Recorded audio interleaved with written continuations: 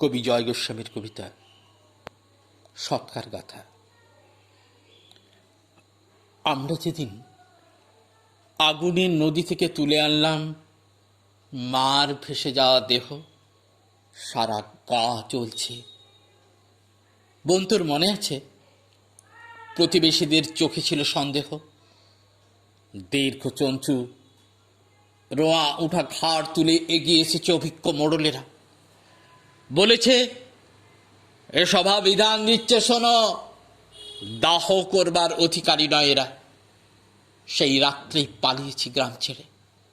কাঁধে মার দেহ, উপরে চলছে চাঁদ। পথে পড়েছিল বিষাক্ত জলাভূমি, পথে পড়েছিল চুন লবণের খাদ। আমার আঙুল খসে গেছে, তোর বুক শুকিয়ে গিয়েছে তীব্র চুনের ঝাঁঝে। আহার ছিল না, শৌচ ছিল না কারো। আমরা ছিলাম সব বহনের কাজে। যে দেশে এলাম, মরা গাছ চারিদিকে, ডাল থেকে ঝোলে মৃত পশুদের ছাল।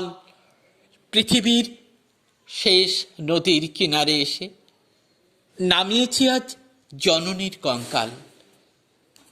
বোন, তোকে বলি, এ অস্থি পোড়াবো না, গাছের কোটরে রেখে যাব এই হাড়। আমরা শিখিনি, পরে যারা আছে তারা শিখবে না এর ঠিক ব্যবহার।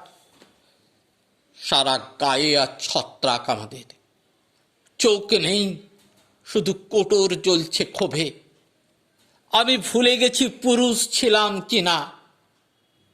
তোর মনে নেই ঋতু থেমে গেছে কবে? পূব দিকে সাদা করটি রঙের আলো, পিছনে নামছে সন্ধ্যার মতো ঘোর। পৃথিবীর শেষ শ্মশানের মাঝখানে বসে আছি শুধু দুই মৃতদেহ চোর।